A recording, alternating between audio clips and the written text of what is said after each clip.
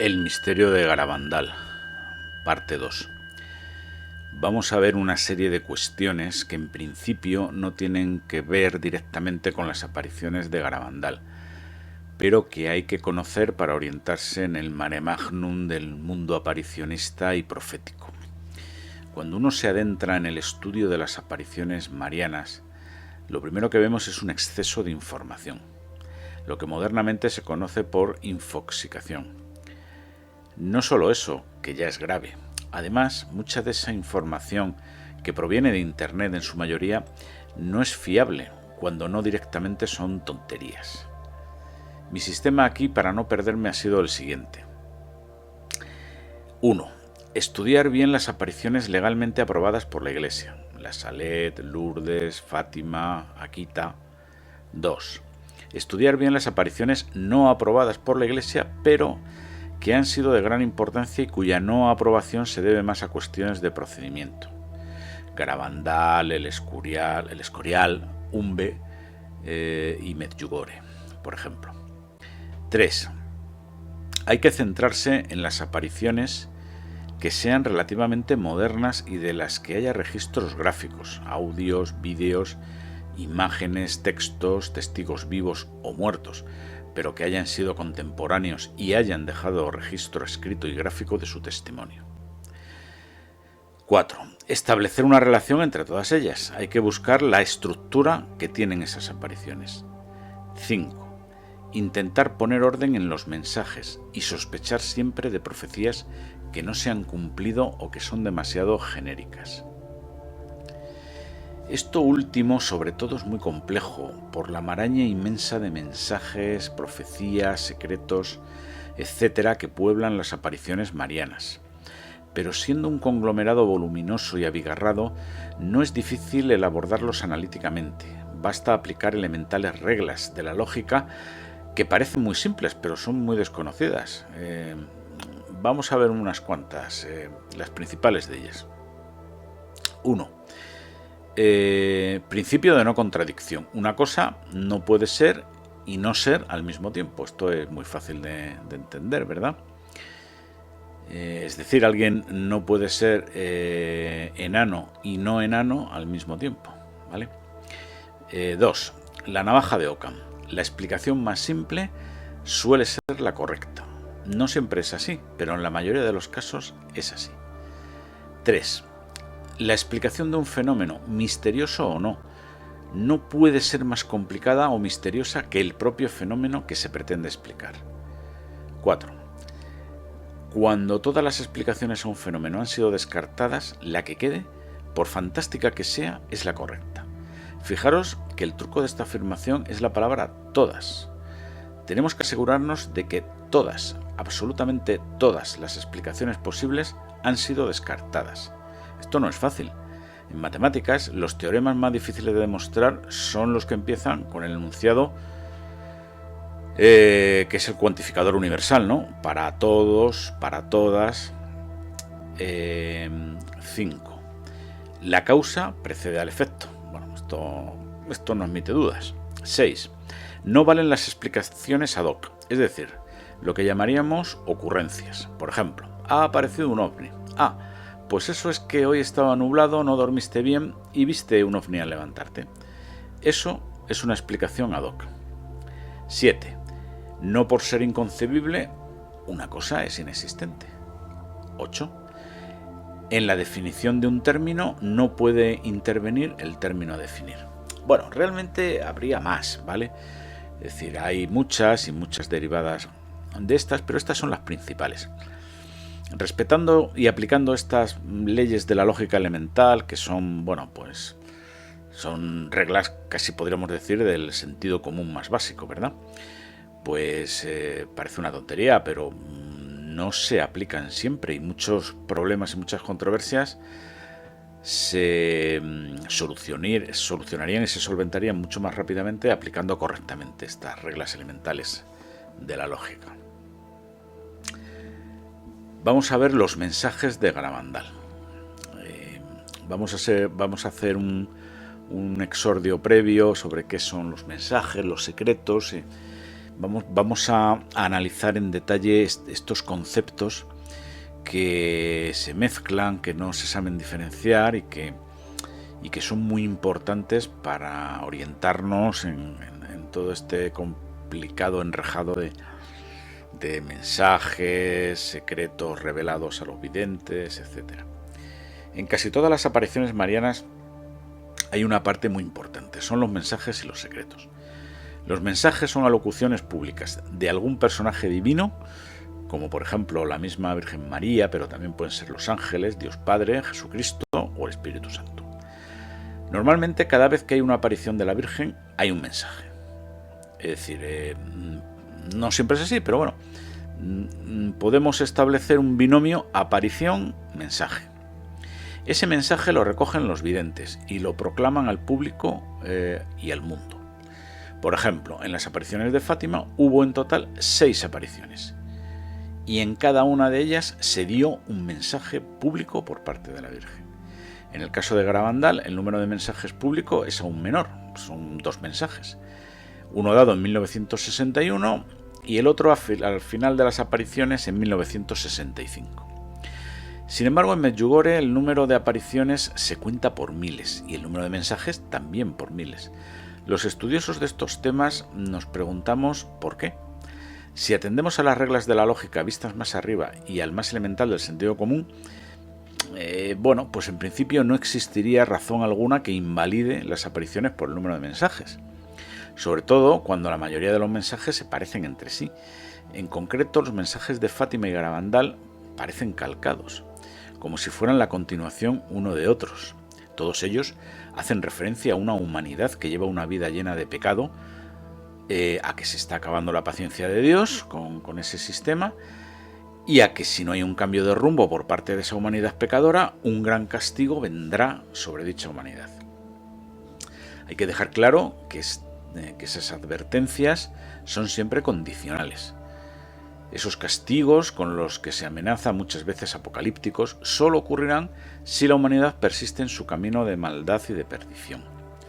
En Medjugorje los mensajes son más contemporizadores en general y llenos de esperanza, en general también. Pero, ojo, también existen advertencias sobre los futuros castigos dados por la Virgen en esos mensajes en Medjugorje. ¿Cuál es el problema que yo veo en este tipo de mensajes? Bueno, en primer lugar ya he dicho que yo soy un creyente en las apariciones. Luego doy crédito a los mensajes que en esas apariciones se transmiten al público. El problema que yo veo es que son demasiado genéricos en el sentido de que los hombres siempre se han portado pues mal o muy mal, ¿no? No nos engañemos. No solamente ahora, sino durante toda la historia de la humanidad. Esto no hay que ir a Salamanca, ¿verdad?, para verlo. Siempre han habido guerras, injusticias, odios, persecuciones. La época que nos toca vivir, donde la Virgen se ha aparecido mucho, pues en el siglo XIX y en el siglo XX, sobre todo, pues no es muy diferente de la época del siglo XIX o incluso anteriores. Admito que es peor en muchos aspectos, eso sí, quizá el siglo XIX fue un siglo más masónico, donde la masonería extendió guerras y revoluciones y asaltó gobiernos y países que antes eran católicos. Pero el siglo XX ha sido un peligro 1000 veces mayor. Ha tenido un peligro que todavía no alcanzamos a ver en su magnitud, que es el del comunismo y los movimientos fascistas europeos, que son ideologías totalitarias, exactamente igual que el comunismo, basadas en el colectivismo nacionalista. Los castigos por esas ideologías profundamente aberrantes, inhumanas y anticristianas fueron la Segunda Guerra Mundial, la Guerra Civil Española y el rosario interminable de conflictos regionales que dura hasta hoy día. Es sabido que desde hace muchos siglos Dios castiga a los cristianos infieles con el azote del Islam. Por eso, cada día está más fuerte y cada día amenaza más a Occidente. En este contexto de pecado, castigo, reconciliación y vuelta a empezar, que viene desde la época del Antiguo Testamento, no me encaja muy bien, pero seguro que es porque no lo analizo bien, esta superposición de mensajes marianos apocalípticos. Es decir, parece como si la Virgen viniera a decir que Dios se ha cansado de la conocida dinámica histórica de pecado, castigo, reconciliación, y quisiera romperla con un castigo aún mayor que borrase definitivamente el pecado de la tierra. Ese castigo, en principio, es indeterminado, porque los mensajes no se explicita demasiado, aunque se ha hablado de catástrofes naturales, cometas, asteroides, por supuesto guerras, etc. Al mismo tiempo que se anuncian estos castigos terribles, se dejan en suspenso temporalmente para ver si se obtiene algún tipo de reacción por parte de la humanidad, de conversión, de cambio de vida, de retorno a Dios, y así fuera posible evitar en última instancia esos castigos. Y aquí viene la clave de lo que voy a decir. Si las apariciones solo se las cree un reducido grupo de personas, como es así, si no se publicitan, porque bueno, realmente pues no tienen el alcance que tienen y han tenido el alcance que han tenido. Si quedan fuera del mainstream, es como si no existieran. ¿De qué sirve advertir a la humanidad en Fátima con una guerra mundial tan terrible como fue la Segunda Guerra Mundial si el mensaje de Fátima solo llegó a un 1% de la población del mundo? ¿De qué sirve que las videntes de Garabandal adviertan sobre que la copa está rebosando y el castigo se acerca si su mensaje solo se oyó parcialmente en Europa y en Estados Unidos y muy minoritariamente en otros países? Y aunque dichos mensajes se hubieran oído en todos los países y gobiernos del mundo, ¿en base a qué pruebas y criterios racionales iban a cambiar los dirigentes del mundo su actitud si no hay evidencias contundentes? Porque esa es otra cuestión no menos importante. Se amenaza, sí, con castigos apocalípticos, si no se cambia de rumbo.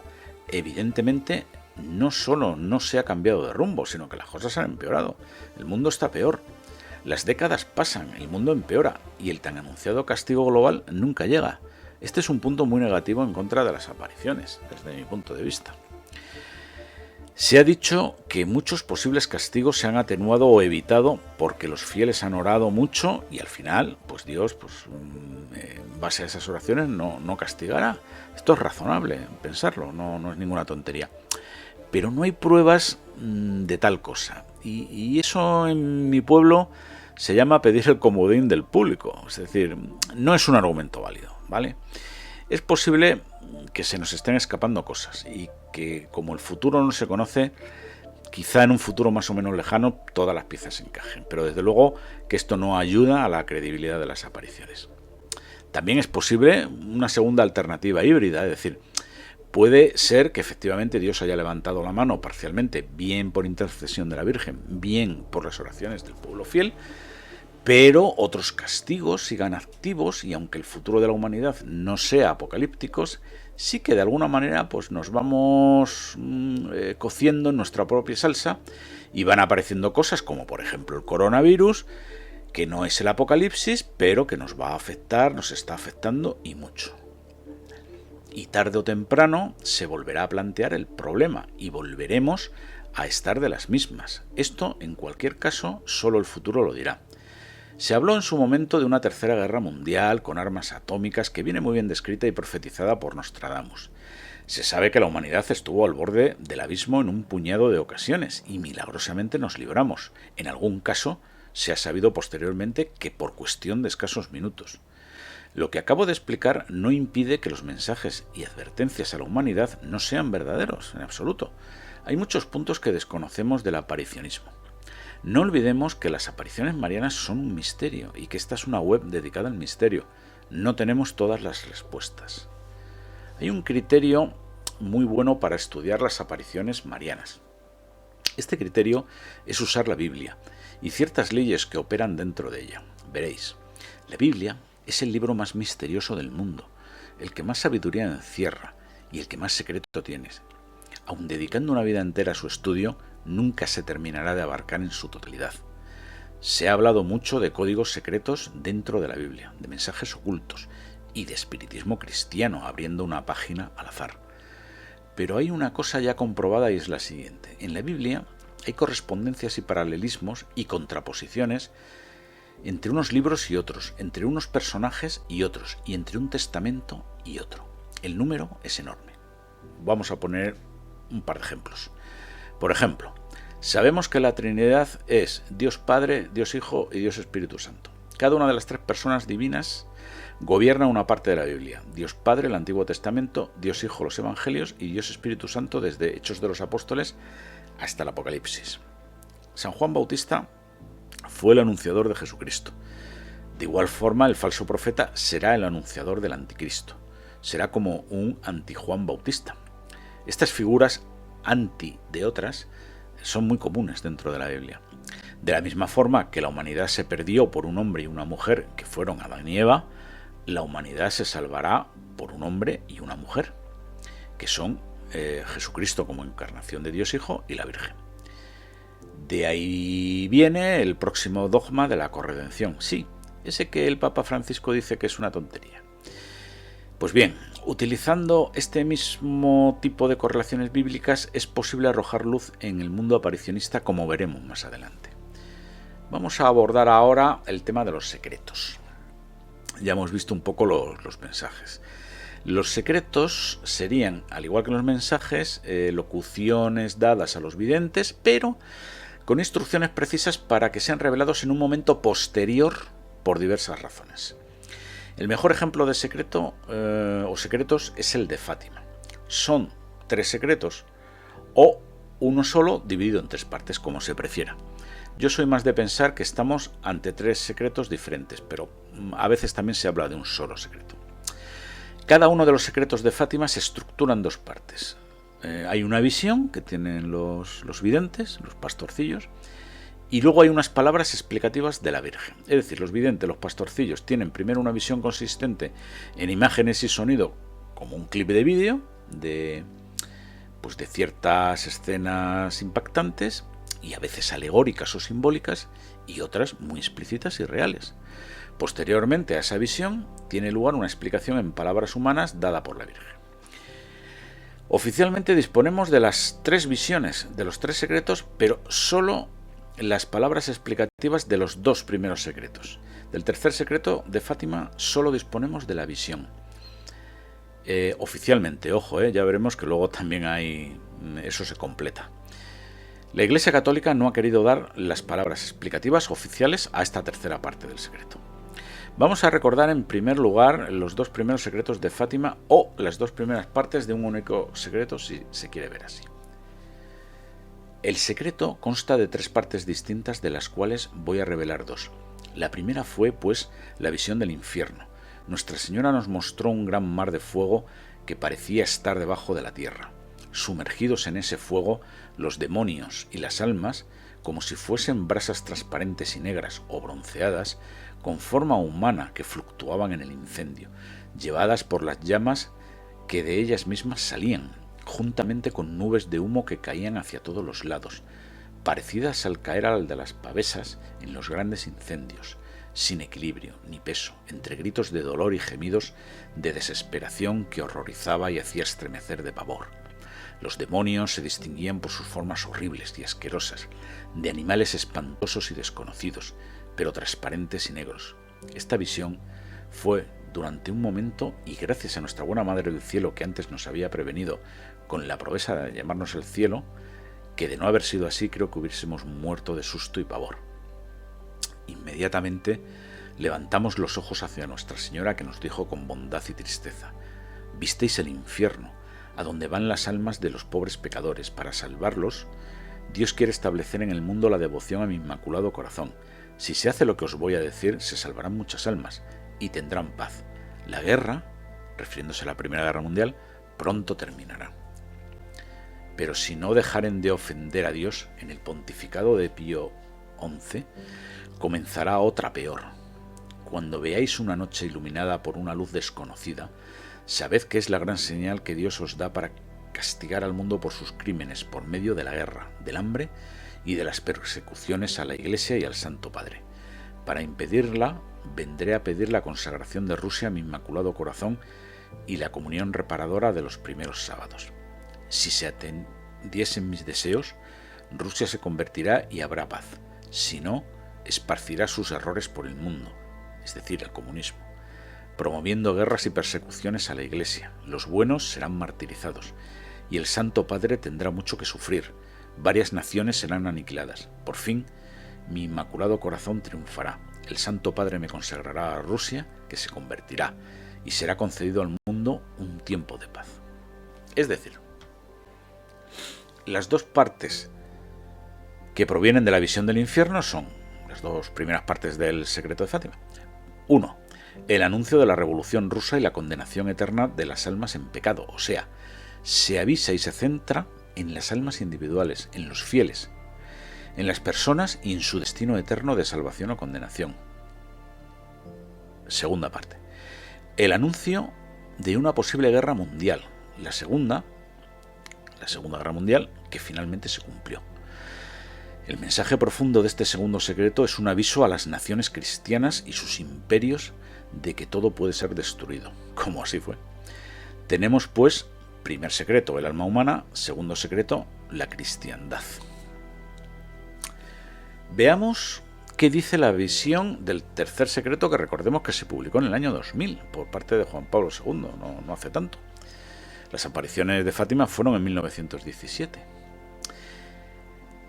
La visión del tercer secreto dice lo siguiente: hemos visto al lado izquierdo de Nuestra Señora, un poco más en lo alto, a un ángel, con una espada de fuego en la mano izquierda, centelleando, emitía llamas que parecía que iban a incendiar el mundo, pero se apagaban al contacto con el esplendor que Nuestra Señora irradiaba con su mano derecha dirigida hacia él. El ángel, señalando la tierra con su mano derecha, dijo con fuerte voz: penitencia, penitencia, penitencia. Y vimos en una inmensa luz que es Dios algo semejante a como se ven las personas en un espejo cuando pasan ante él, a un obispo vestido de blanco. Hemos tenido el presentimiento de que fuera el Santo Padre. También a otros obispos, sacerdotes, religiosos y religiosas, subir a una montaña empinada en cuya cumbre había una gran cruz, de maderas toscas, como si fuera un alcornoque con corteza. El Santo Padre, antes de llegar a ella, atravesó una gran ciudad en medio de ruinas y medio tembloroso, con paso vacilante, apesadumbrado, de dolor y de pena, rezando por las almas de los cadáveres que encontraba por el camino. Llegado a la cima del monte, postrado de rodillas a los pies de la gran cruz, fue muerto por un grupo de soldados que le dispararon varios tiros de arma de fuego y flechas. Y del mismo modo murieron uno tras otro los obispos, sacerdotes, religiosos y religiosas, y diversas personas seglares, hombres y mujeres de diversas clases y posiciones. Bajo los dos brazos de la cruz había dos ángeles, cada uno de ellos con una jarra de cristal en la mano, en las cuales se recogían la sangre de los mártires y regaban con ella las almas que se acercaban a Dios. Como hemos dicho antes, no existen palabras explicativas de esta tercera parte del secreto, pero queda claro que la advertencia va dirigida hacia la Iglesia católica, que sufrirá persecución. Entonces tenemos primer secreto, el alma humana; segundo secreto, la cristiandad; tercer secreto, la Iglesia católica. Hay autores como José María Zabala que han investigado este tema a fondo y han querido hallar otra parte del tercer secreto, pues rebuscando entre papeles. Vamos a transcribirlo a continuación. Esta parte no está reconocida oficialmente por la Iglesia, pero Zabala hizo unas pruebas caligráficas que avalan que la autora del manuscrito donde está ese tercer secreto, que no es otra que Sor Lucía, una de las tres videntes de Fátima, es una de esas videntes, efectivamente.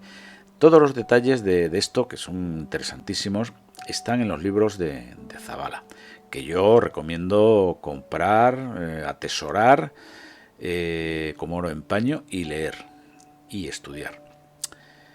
Veamos lo que dice esta siguiente parte con sus palabras explicativas del tercer secreto.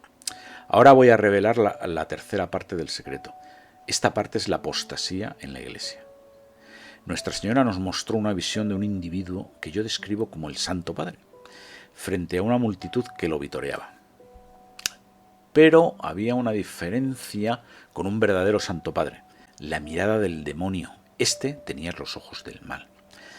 Entonces, después de algunos momentos, vimos al mismo Papa entrando en una iglesia. Pero esta iglesia era una iglesia del infierno. No hay manera de describir la fealdad de ese lugar. Parecía como una fortaleza hecha de cemento gris, con ángulos quebrados y ventanas similares a ojos. Tenía un pico en el tejado del edificio. Enseguida levantamos la vista hacia Nuestra Señora, que nos dijo: visteis la apostasía en la iglesia. Esta carta puede ser abierta por el Santo Padre, pero debe ser publicada después de Pío XII y antes de 1960. Si esta última parte es verdadera, tenemos la visión completa del tercer secreto y las palabras explicativas dichas por la propia Virgen. ¿Termina aquí el asunto de los secretos de Fátima? Pues no, resulta que la vidente principal, Lucía, con el tiempo se convirtió en monja, Sor Lucía, y estando en el convento también recibía locuciones de la Virgen y de Jesucristo, lógicamente relacionadas con los mensajes y el secreto.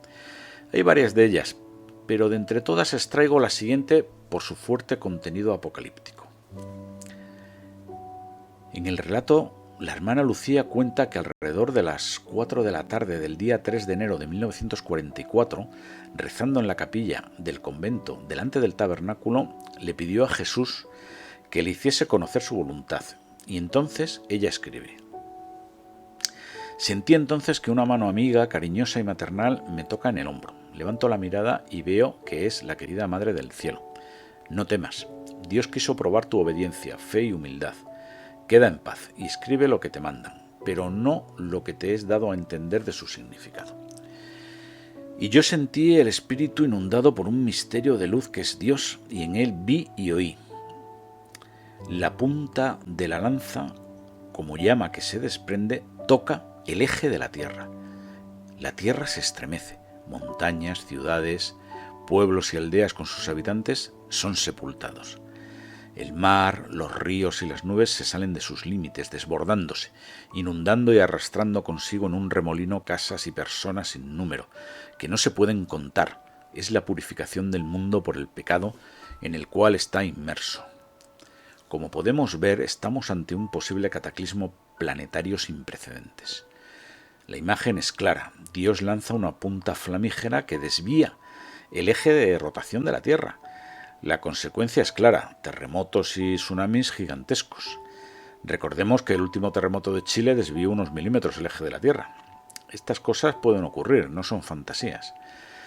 Pero hay una implicación mucho más siniestra y peligrosa. El eje de rotación de la Tierra puede modificarse, y mucho, si el planeta se ve afectado por la gravedad de un astro que pase muy cerca. Esto ya son especulaciones, pero esta es una web de misterio, como hemos dicho antes.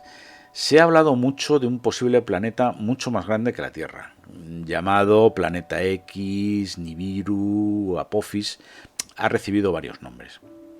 Se trataría de un gigantesco planeta con una órbita muy excéntrica y perpendicular a la eclíptica, que estaría a punto de surgir por el horizonte y mover el eje de la Tierra con su fuerza gravitatoria. A mí esta idea no me parece sostenible. Si pertenece al mismo sistema solar, su órbita debería estar en el mismo plano que el resto de las órbitas para que se conserve el momento cinético, que es una ley de la naturaleza. Pero no es el caso, o no sería el caso. En fin, pudiera existir otro mecanismo, pues, por ejemplo, como que gire alrededor de una estrella muerta gemela al Sol y que forme un sistema binario. En fin, todo esto son ideas y especulaciones, pero conviene tenerlas a mano, por muy disparatadas que parezcan en principio, no sea que en cualquier día vaya a haber una sorpresa.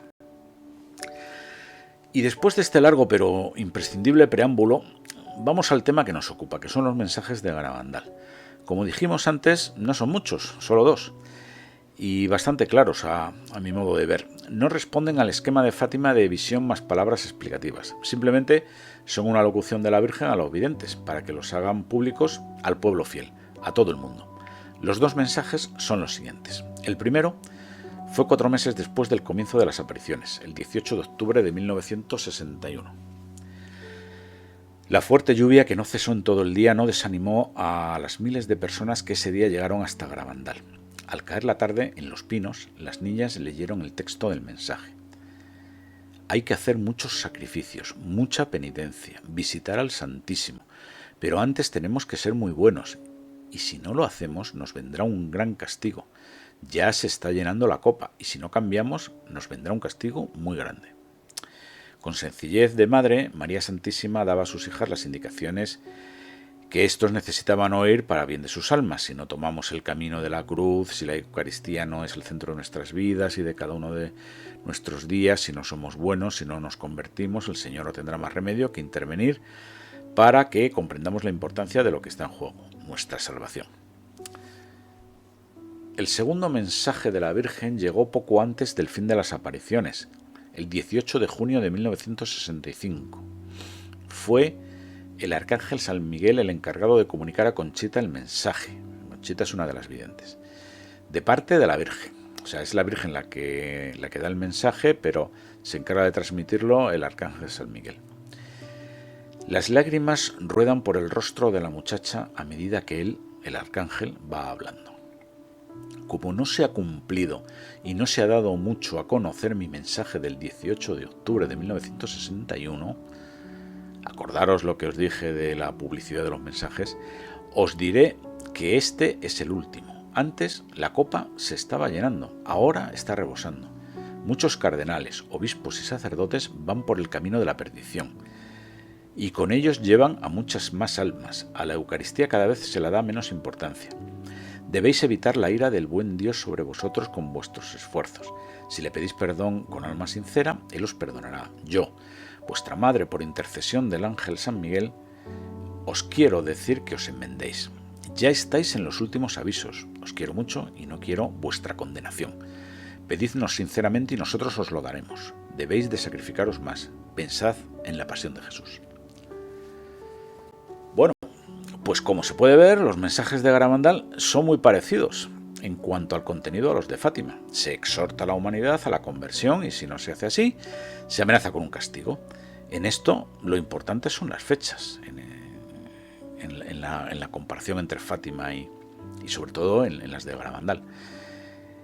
En los secretos de Fátima se pospone su publicación hasta los años 40, los dos primeros, y hasta 1960 el tercero.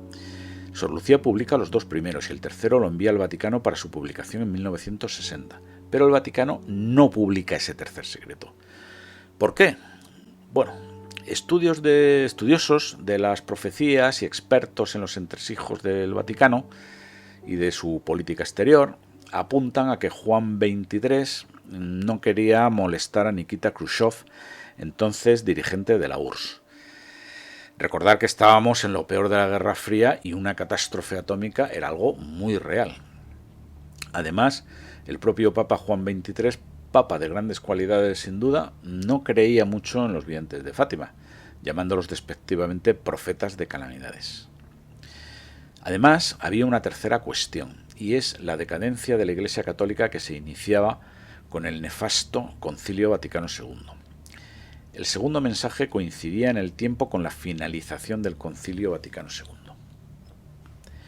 Pero el 18 de junio de 1965 Conchita no podía conocer lo que estaba sucediendo, porque la grave crisis doctrinal y sacerdotal que comenzaba a estallar en el seno de la Iglesia apenas era conocida en España, y en esa aldea perdida en la montaña no se podía ni imaginar, y sin embargo, pronto esta situación se convertiría en motivo de profundo sufrimiento e incluso de escándalo para toda la Iglesia.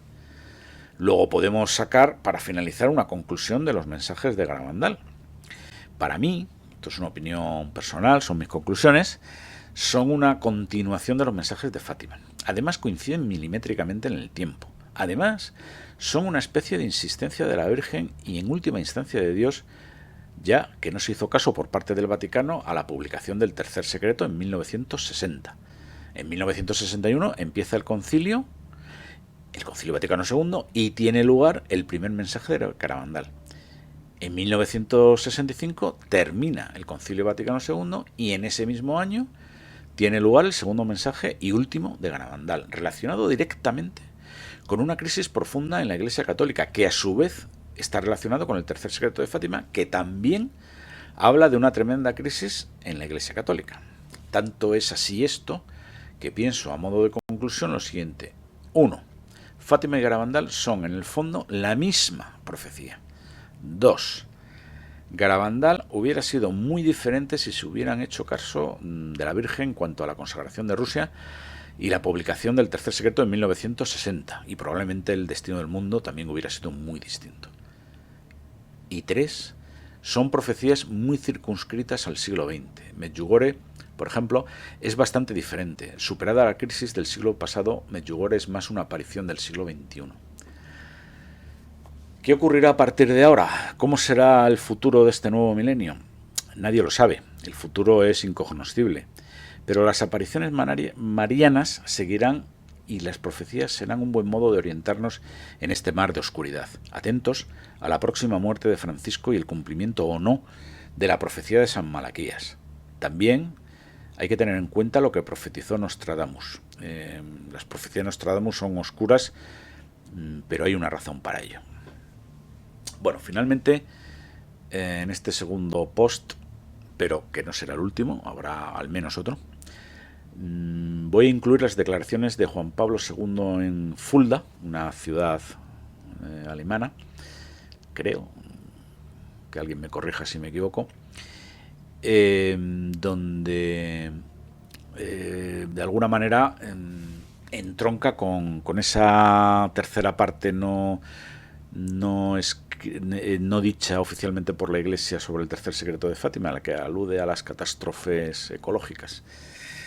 El Papa Juan Pablo II cree en las apariciones de Garabandal. En la ciudad de Fulda, el Papa Juan Pablo II hizo las siguientes declaraciones cuando presentes allí le insistieron sobre el tercer secreto de Fátima. Decía lo siguiente: por otra parte, debería ser suficiente para todos los católicos saber esto. Si hay un mensaje en el cual está escrito que los océanos inundarán todas las áreas de la Tierra y que en un momento millones de personas perecerán, verdaderamente la publicación de tal mensaje ya no es algo tan de desear. Han leído bien. Océanos inundarán todas las zonas de la Tierra. Ninguno de los despreciados videntes de Garabandal, Medjugorje, Ámsterdam o Akita han dicho algo tan duro. ¿Y entonces? ¿Por qué no se dice? Seguimos respondiendo con Juan Pablo II en Fulda. Muchos quieren saber simplemente por curiosidad y por el gusto de lo sensacional, pero ellos olvidan que el conocimiento también implica responsabilidad. Ellos procuran solo la satisfacción de su curiosidad y es peligroso, sí. Al mismo tiempo, no están dispuestos a hacer algo. Y si ellos están convencidos de que es imposible hacer nada, contra el mal. Parece claro que ni la curiosidad, ni la negación irracional, ni la desesperación sirven para nada cuando hablamos del fin de la historia. Y hay mucho de todo eso. En definitiva, ¿estamos próximos a la gran tribulación? El mar, los ríos y las nubes salen de sus límites, desbordándose, inundando y arrastrando consigo en un remolino casas y personas sin número que no se pueden contar. Es la purificación del mundo por el pecado en el cual está inmerso.